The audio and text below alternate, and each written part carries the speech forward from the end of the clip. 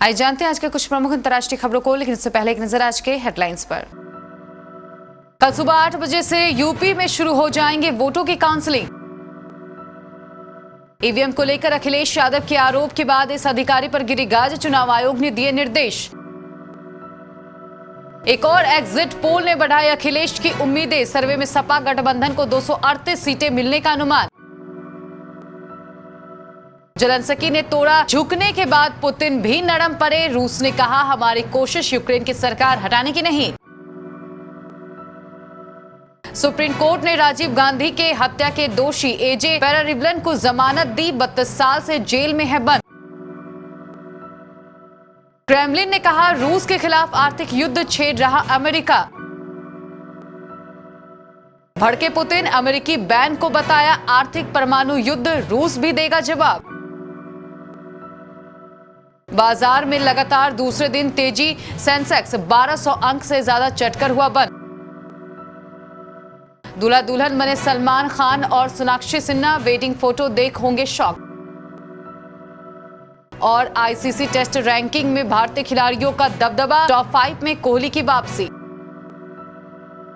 UP में 7वें चरण का चुनाव संपन्न हो चुका है। 10 मार्च को मतगणना होगी। वहीं अलग अलग एग्जिट पोल को लेकर कमोवेश सामान कयास लगाए जा रहे हैं। हालांकि एग्जिट पोल ने यूपी में बीजेपी सरकार को बहुमत मिलने का अनुमान लगाया है, वहीं इसके विरोध में पक्ष का कोरस शुरू हो चुका है। केंद्रीय चुनाव आयोग के निर्देश के अनुसार गुरुवार को सुबह 8 बजे मतगणना शुरू होगी। सबसे पहले पोस्टल बैलेट व सर्विस वोट की गिनती शुरू होगी। इसके आधे घंटे बाद ही इलेक्ट्रॉनिक वोटिंग मशीनों की कंट्रोल यूनिट में दर्ज हुए वोटों की भी गणना शुरू हो जाएगी। अनुमान है कि सुबह 10 बजे से 11 बजे के बीच शुरुआती रुझान आना शुरू हो जाएंगे। उत्तर प्रदेश विधानसभा चुनाव परिणाम से 2 दिन पहले मंगलवार को समाजवादी पार्टी के अध्यक्ष अखिलेश यादव ने ईवीएम को लेकर यूपी सरकार पर गंभीर आरोप लगाए हैं। अखिलेश यादव ने कहा कि वाराणसी में ईवीएम ट्रकों से कहीं ले जाई जा रही थी। उन्होंने दावा किया है कि एक ट्रक को लोगों ने रोक लिया, लेकिन 2 ट्रक भाग गए। अब इस मामले में चुनाव आयोग ने वाराणसी के एडीएम एनके सिंह के खिलाफ कार्रवाई के निर्देश दिए हैं। चुनाव आयोग ने बताया कि प्रशिक्षण ईवीएम के परिवहन में नियमों के कथित उल्लंघन पर ईसी ने यूपी में सीईओ से वाराणसी के एडीएम एनके सिंह के खिलाफ कार्रवाई करने को कहा है। एनके सिंह को पद से हटा दिया गया है। उत्तर प्रदेश चुनाव को लेकर सोमवार को 12 अलग अलग न्यूज चैनलों और एजेंसियों ने एग्जिट पोल जारी किए थे। इनमें से 11 सर्वे रिपोर्ट में दावा किया गया था कि सूबे में फिर से भाजपा सरकार बन सकती है। सिर्फ देश बंधु के एग्जिट पोल में कहा गया है कि समाजवादी पार्टी गठबंधन की सरकार बनने जा रही है। अब एक और सर्वे में राज्य में सत्ता परिवर्तन का अनुमान लगाया गया है। 4PM और thepolitics.in के सर्वे का अनुमान है कि राज्य में इस बार अखिलेश यादव सरकार बनने में कामयाब हो जाएंगे। सर्वे के मुताबिक समाजवादी पार्टी को 238 सीटें मिल सकती हैं, वहीं भाजपा के खाते में 157 सीटें जाएंगी। बसपा को 6 और कांग्रेस को 1 सीट मिलने का अनुमान है। अन्य के खाते में भी 1 सीट जा सकती है। यूक्रेन और रूस के बीच 24 फरवरी से शुरू हुई जंग को 13 दिन बीत चुके हैं। आज इस युद्ध के 14वें दिन रूस ने कहा यूक्रेन के साथ बातचीत में कुछ प्रगति हो रही है, लेकिन रूस यूक्रेन सरकार को हटाने की कोशिश नहीं कर रहा है। यूक्रेन के राष्ट्रपति व्लादिमीर जेलेंस्की ने कहा कि यूक्रेन अब नेटो की सदस्यता नहीं लेगा। उन्होंने यह भी कहा कि वे 2 अलग अलग रूसी समर्थक क्षेत्रों की स्थिति पर समझौता करने के लिए तैयार हैं, जिसे राष्ट्रपति व्लादिमीर पुतिन ने 24 फरवरी को हमला शुरू करने से ठीक पहले आजाद घोषित किया था और मान्यता भी दी थी। ये वही मुद्दे हैं जिन्हें रूस और यूक्रेन के बीच युद्ध की जड़ माना जा सकता है। रूस को शांत करने के उद्देश्य से उन्होंने ये फैसला लिया है। पूर्व प्रधानमंत्री राजीव गांधी की हत्या के दोषी एजी पेरारिबलन को सुप्रीम कोर्ट से जमानत मिल गई है। उनकी जल्द ही रिहाई होगी। उसे उम्र कैद हुई थी, वह 32 साल की सजा काट चुका है। अदालत ने उसे अच्छे आचरण, शैक्षणिक योग्यता और बीमारी के आधार पर जमानत दी। इस मामले में 7 लोगों को उम्र कैद हुई थी, इसमें से 6 अभी भी जेल में है।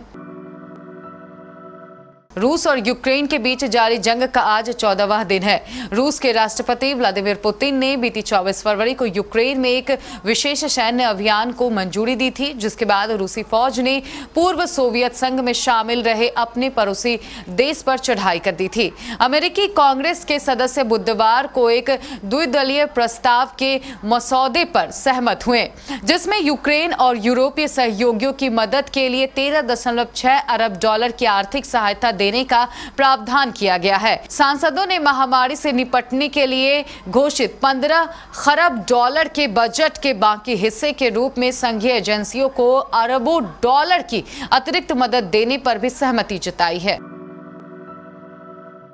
यूक्रेन पर रूस के हमले के बाद शेयर बाजार में गिरावट और कच्चे तेल में तेजी का दौर चल रहा है। इस हमले के जवाब में अमेरिका और पश्चिमी देश रूस के खिलाफ कई कड़े प्रतिबंध लगा चुके हैं। यहां तक कि अमेरिका ने अब रूस के तेल व गैस के इंपोर्ट पर भी बैन लगा दिया है।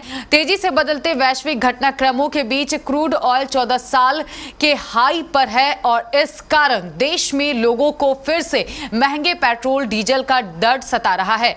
हालांकि एक बड़ी सरकारी तेल कंपनी के अधिकारी की बात पर यकीन करें तो लोगों को इससे घबराने की जरूरत नहीं है। उनके हिसाब से स्थिति में कुछ ही दिनों में सुधार होने वाला है। रूस यूक्रेन की जारी लड़ाई और कच्चे तेल में उबाल के बीच आज बुधवार को घरेलू शेयर बाजार लगातार दूसरे दिन तेजी के साथ बंद हुआ।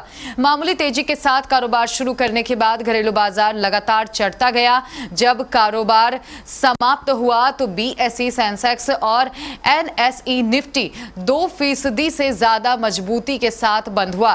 प्री ओपन सेशन और एसजीएक्स निफ्टी से बाजार के मजबूत रहने के संकेत मिल रहे थे। जैसे ही बाजार खुला, सेंसेक्स 100 अंक से ज्यादा चढ़ गया। जैसे जैसे कारोबार बढ़ा, बाजार की मजबूती बढ़ती गई। सुबह 9:25 पर सेंसेक्स करीब 300 अंक की मजबूती के साथ 53,700 अंक के पार निकल चुका था।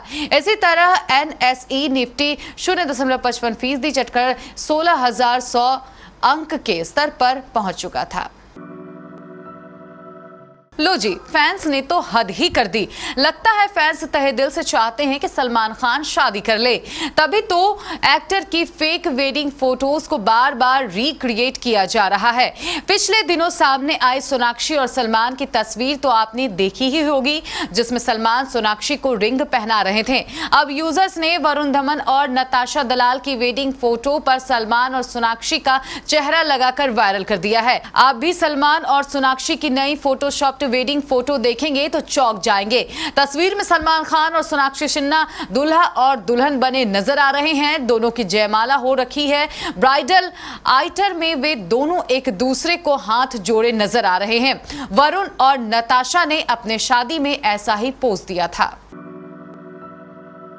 इंटरनेशनल क्रिकेट काउंसिल ने लेटेस्ट टेस्ट रैंकिंग जारी कर दिया है। मोहाली टेस्ट में गेंद और बल्ले से शानदार प्रदर्शन करने वाले रविंद्र जडेजा दुनिया के नंबर 1 ऑलराउंडर बन गए हैं। वहीं पूर्व भारतीय कप्तान विराट कोहली की भी टॉप 5 में वापसी हो गई है। टॉप 10 में फिलहाल टीम इंडिया के 3 बल्लेबाज शामिल हैं।